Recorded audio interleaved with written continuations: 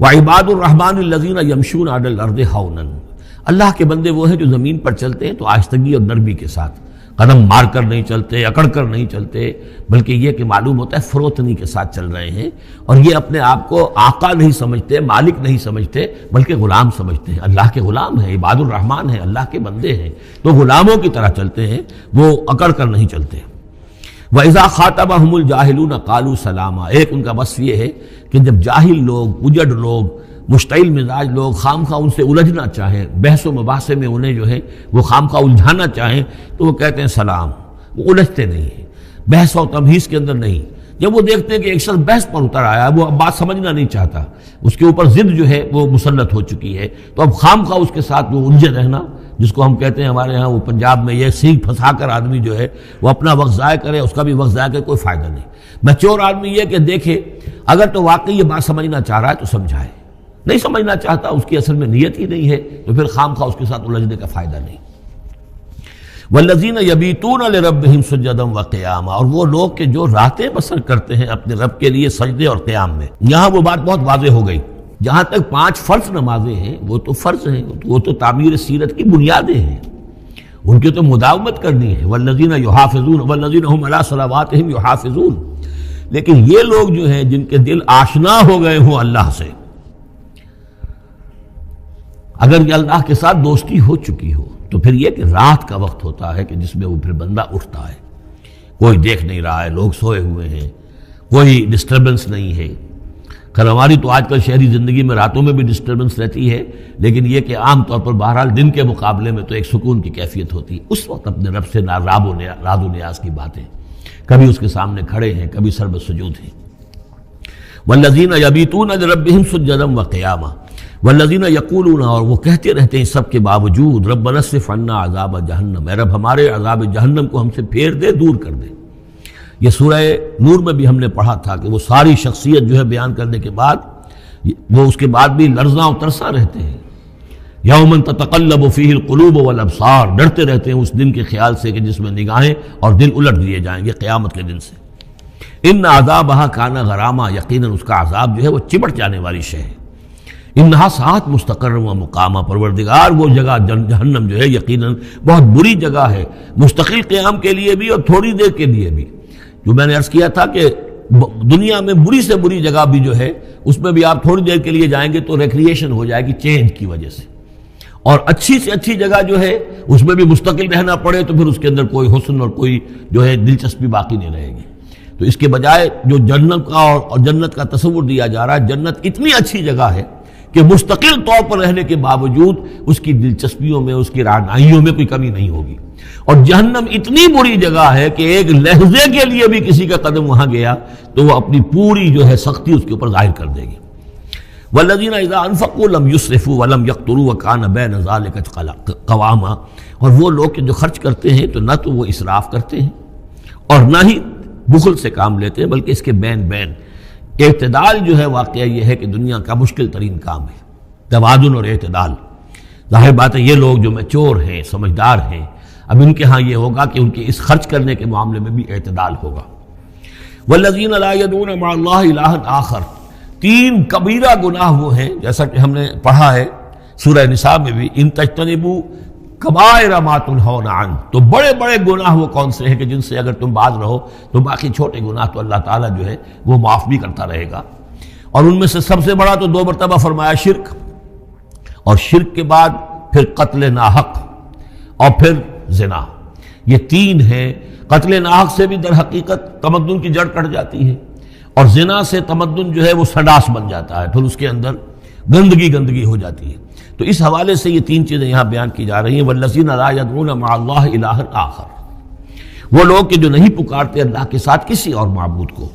ولا یقتلون النفس التي حرم اللہ الا بالحق، نہ ہی قتل کرتے ہیں کسی جان کو جس کو کہ اللہ نے محترم ٹھہرایا ہے مگر حق کے ساتھ۔ قتل کے بدلے قتل والا معاملہ ہے، یا مرتد کا قتل ہے، یا زانی شادی شدہ کا رجم ہے، جو بھی ہے۔ ولا یزنون، نہ وہ زنا کرتے ہیں۔ ومن یفعل ذلک یلقى اثاما، اور جو کوئی بھی یہ کام کرے گا وہ اس کی پاداش کو پکڑ کر اس کو جو ہے اس حاصل کر کے رہے گا، یعنی لازماً اس کی سزا اس کو مل کر رہے گی۔ یلقى اثاما یضاعف له العذاب یوم القیامہ، قیامت کے دن اس کا عذاب دگنا کر دیا جائے گا۔ یہ آیت اس اعتبار سے بہت اہم ہے کہ منکرین حدیث نے بہت شور مچایا ہوا ہے کہ قرآن مجید میں کہیں عذاب قبر کا کوئی تذکرہ نہیں ہے، صراحتاً واقعتاً نہیں ہے، احادیث میں بہت تفصیل ہے، لیکن یہ کہ یہ مقام ایسا ہے کہ جس سے ثابت ہوتا ہے کہ قیامت کے دن سے پہلے بھی عذاب ہے۔ یضاعف لہ العذاب یوم القیامہ، دگنا کیا جائے گا ان کے لیے عذاب قیامت کے دن۔ اس کا مطلب ہے کہ عالم برزخ میں بھی ان کے لیے عذاب ہے۔ اور جو فرمایا گیا ہے کہ یہ جو قبر کا گڑھا ہے یا یہ جہنم کے گڑھوں میں سے ایک گڑھا ہے اور یا جنت کے باغیچوں میں سے ایک باغیچہ ہے، اور یا تو وہاں ایک کھڑکی کھول دی جاتی ہے جنت کی جہاں سے ٹھنڈی ہوائیں اور خوشبوئیں آتی رہتی ہیں، اور یا یہ کہ کھڑکی کھول دی جاتی ہے جہنم کی طرف جس سے آگ کی لپٹ اور گرمی جو ہے اور لو جو ہے وہ آتی رہتی ہے۔ یضاعف لہ العذاب یوم القیامہ، قیامت کے دن اس کے لیے عذاب دگنا کر دیا جائے گا، ویخلد فیہ مہانا، اور پھر وہ رہے گا اس عذاب میں ہمیشہ ہمیشہ۔ الا من تاب، ہاں استثناء ہے، استثناء یہ ہے من تابہ، جو جس نے توبہ کر لی دنیا ہی کے اندر موت کے آنے سے پہلے ما لم یغرغر، الا من تاب و آمن، اور ایمان لایا۔ گویا کہ جو شخص اس قسم کے گناہوں میں مبتلا ہوتا ہے چاہے وہ قانوناً کافر نہ ہو، حقیقتاً وہ کافر ہو جاتا ہے، ایمان اس کے دل سے نکل جاتا ہے، لہذا توبہ گویا کہ اثر نو ایمان لانے کے مترادف ہے۔ الا من تاب و آمن وعمل عملا صالحا، اور وہ پھر عمل کرے نیک، فاولئک یبدل اللہ سیئاتہم حسنات، تو ایسے لوگوں کی برائیوں کو اللہ تعالیٰ نیکیوں سے بدل دیتا ہے۔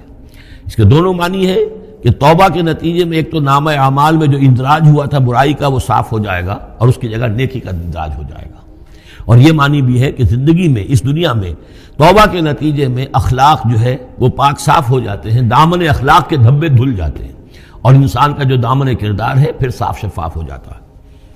وَكَانَ اللَّهُ غَفُورًا رَحِيمًا، اور اللہ تعالیٰ غفور الرحیم ہے۔ وَمَن تَابَ وَعَمِلَ صَالِحًا، اب دوبارہ تکرار کی گئی، اور جو توبہ کرے اور پھر نیک عمل کرے، فَإِنَّهُ يَتُوبُ إِلَى اللَّهِ مَتَابًا، تو وہ ہے کہ جو توبہ کرتا ہے اللہ کی جناب میں جیسا کہ توبہ کرنے کا حق ہے۔ توبہ کی تسبیحیں ہو رہی ہوں، استغفار کی تسبیحیں ہو رہی ہوں، اور آیت کریمہ کے ختم ہو رہے ہوں 1.25 لاکھ کا اور لاکھ کا، لیکن حرام خوری جوں کی توں جاری ہو، وہ سارے غلط کام ویسے کہ ویسے جاری ہوں، وہ کوئی توبہ نہیں ہے، اس کا کچھ حاصل نہیں۔ والذین لا یشهدون الزور، اور وہ لوگ کہ جو جھوٹ کے پر موجود بھی نہیں رہتے۔ جھوٹ کی گواہی والی بات نہیں ہے یہاں، لیکن جھوٹ کی گواہی تو گویا کہ اس کے اندر خود بخود امپلائڈ ہے، یعنی ان کے اندر صداقت اور حق کے ساتھ اتنی غیرت ہوتی ہے کہ جہاں کوئی جھوٹ کا گزر بھی ہو وہاں وہ اپنی موجودگی بھی پسند نہیں کرتے۔ جھوٹ کا دھندا ہو رہا ہو، جھوٹ کا کاروبار ہو رہا ہو، جھوٹ بولا جا رہا ہو، یہ وہاں پر ان کی غیرت اور حمیت جو ہے صداقت کے ساتھ اور سچ کے ساتھ وہ اتنی ہے کہ وہ وہاں موجودگی بھی اپنی برداشت نہیں کرتے۔ وَإِذَا مَرُّوا بِاللَّغْوِ مَرُّوا كِرَامًا، اسی طریقے سے جب وہ کسی لغو کام کے پاس سے گزرتے ہیں تو اپنے دامن کو بچا کر گزر جاتے ہیں۔ دیکھیے وہاں بھی تھا سورہ مومنین کو شروع کی آیات میں وَالَّذِينَ هُمْ عَنِ اللَّغْوِ مُعْرِضُونَ،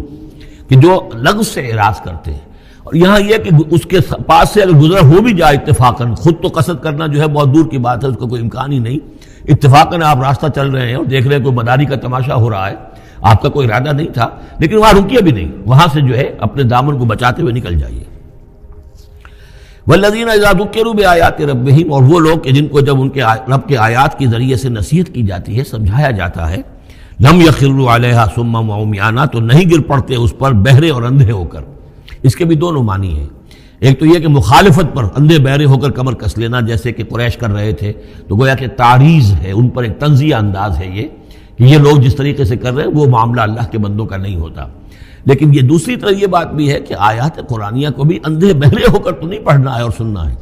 بلکہ غور کرنا ہے۔ افلا یتدبرون القرآن ام علی قلوب اقفالها، تو کیا یہ قرآن کی آیت پر تدبر نہیں کرتے؟ وَتَدَبَّرُوا فِيهِ لَعَلَّكُمْ تُفْلِحُونَ، تدبر کرو تاکہ تم سمجھو۔ تو اس طریقے سے محض جو ہے وہ قرآن مجید کو بھی اندھے بہرے ہو کر جو ماننا جو ہے اس سے بھی بہرحال عباد الرحمن جن کی یہاں تعریف کی جا رہی ہے ان کے مقام سے وہ جو مقام ہے ان کے مرتبے سے فروتر ہے۔ وَالَّذِينَ يَقُولُونَ رَبَّنَا هَبْ لَنَا مِنْ أَزْوَاجِنَا وَذُرِّيَّاتِنَا قُرَّةَ أَعْيُنٍ، اور وہ لوگ جو کہتے ہیں کہ اے رب ہمیں اپنی بیویوں اور ہماری اولاد کی طرف سے آنکھوں کی ٹھنڈک عطا فرما، یعنی یہ کہ جس راستے پر ہم چل رہے ہیں ہماری اولاد ہمارے گھر والے بھی اسی راستے پر چلیں تاکہ ہماری آنکھیں ٹھنڈی ہوں۔ ایسا نہ ہو کہ میں تو اللہ کے دین کے راستے کی طرف چلنے کی کوشش کر رہا ہوں اور اولاد کسی اور طرف کو دور لگا رہی ہے، تو ایک کشاکش ہے۔ پھر یہ جو صورتحال جو ہے فرکشن گھر کے اندر پیدا ہوتی ہے، تو اللہ تو ہمیں ہمارے گھر والوں سے آنکھوں کی ٹھنڈک عطا فرما، اور آنکھوں کی ٹھنڈک ظاہر بات ہے عباد الرحمن کی کن چیزوں میں ہوگی کہ وہ بھی اللہ کے بندے بنے، اللہ کی بندگی کے راستے کو اختیار کریں۔ وَاجْعَلْنَا لِلْمُتَّقِينَ إِمَامًا، اور ہمیں متقیوں کا امام بنا۔ اس کا یہ مطلب نہیں ہے کہ امامت کی طلب ہے، بلکہ یہ کہ ہم خود امام ہیں۔ ایک شخص اپنے گھر کا سربراہ ہے، امام ہے،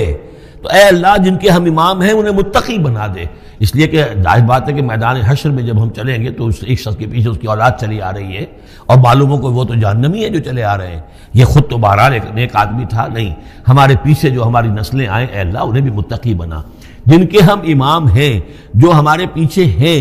جن کے کہ ہم دنیا میں جیسے کہ فرمایا ہے ایک حدیث میں بھی آتا ہے کلکم راعٍ وکلکم مسئول عن رعیتہ، تم میں سے ہر شخص کی حیثیت ایک چرواہے کی ہے، اور اللہ نے کچھ نہ کچھ مخلوق جو ہے اپنی اس کے چرواہے کے حوالے کی ہے۔ تمہاری اولاد ہے، تمہاری بیوی ہے، یہ گھر کنبہ ہے، یہ تمہارا جو ہے یہ گویا کہ تمہارے متبعین ہیں، تمہارے فالوورز ہیں، تو اللہ ہمارے فالوورز کو متقی بنا دے، اور ہماری جو امامت ہے وہ متقیوں کی امامت ہو۔ اولئک یجزون الغرفۃ بما صبروا، یہ وہ لوگ ہیں کہ جن کو بالا خانے ملیں گے ان کے صبر کی جزا میں، انہوں نے صبر کیا۔ ظاہر بات ہے کہ اللہ دنیا میں بے شمار مواقع آتے ہیں حرام خوری کے، ایک بندہ مومن بچتا ہے،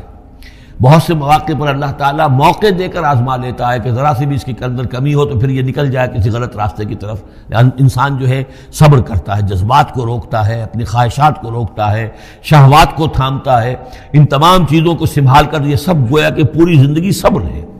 تو بما صبروا اولئک یجزون الغرفۃ بما صبروا، یہ وہ لوگ ہوں گے کہ جنہیں بدلے میں ملیں گے بالا خانے جنت کے ان کے صبر کے عوض۔ وَيُلَقَّوْنَ فِيهَا، ان کا استقبال کیا جائے گا وہاں جنت میں، ان بالا خانوں میں، تحیۃ و سلاما، سلام کے ساتھ اور دعاؤں کے ساتھ۔ خالدین فیہا، وہ رہیں گے اس میں ہمیشہ ہمیشہ۔ حسنت مستقرا و مقاما، بہت ہی عمدہ ہے وہ جگہ، مستقر کے طور پر بھی، مستقل قیام گاہ کے طور پر بھی، اور مقامہ تھوڑی دیر کے لیے بھی۔ تو یہ گویا کنٹراسٹ ہے۔ جہنم کو فرمایا ساعت مستقر و مقامہ، اور جنت حسنت مستقر و مقامہ۔ قل ما یعبأ بکم ربی، اے نبی ان سے کہہ دیجئے میرے رب کو تمہاری کوئی پرواہ نہیں ہے۔ یہ نہ سمجھو کہ میں تمہارے پیچھے اپنے آپ کو ہلکان کر رہا ہوں، تو میرے رب کو کوئی تمہاری ضرورت ہے؟ میری یا میرے رب کی کوئی ضرورت اٹکی ہوئی ہے تمہارے بغیر، وہ بات پوری نہیں ہوگی؟ یہ چھپر تم ہی اٹھاؤ گے تو اٹھے گا، ورنہ اٹھ نہیں سکتا، یہ نہ سمجھو۔ قل ما یعبأ بکم ربی لولا دعاؤکم، اگر نہ ہوتا تمہیں پکارنا۔ اللہ نے یہ بات اپنے ذمے لی ہوئی ہے کہ تمہیں خبردار کر دیا جائے۔ اللہ تعالیٰ وما کنا معذبین حتی نبعث رسولا، ہم عذاب نہیں بھیجتے رہے جب تک کہ رسول کو نہ بھیج دیں، اس لیے مجھے بھیج دیا ہے، میں لگا ہوا ہوں اس کے حکم سے، میں تمہاری گلیوں میں بھی تمہیں سنا رہا ہوں، تمہارے گھروں میں جا کر تم سے بات کر رہا ہوں، اکیلے اکیلے بھی بات کر رہا ہوں، ڈنکے کی چوٹ بھی کر رہا ہوں، لیکن یہ نہ سمجھو کہ کوئی اس میں میری غرض ہے یا میرے رب کی کوئی ضرورت ہے۔ قل ما یعبأ بکم ربی، میرے رب کو تمہاری پرہکا کے برابر کوئی وقت تمہاری نہیں ہے ان کے نزدیک، لولا دعاؤکم، اگر نہ ہوتا تمہارا پکارنا، فقد کذبتم، تو دیکھو تم نے جھٹلا دیا ہے، فسوف یکون لزاما، اب عنقریب یہ تمہارے ساتھ چمٹ کر رہے گا، یعنی یہ کہ اس کا جو عذاب ہے، اس کی جو پاداش ہے وہ تمہیں مل کر رہے گی۔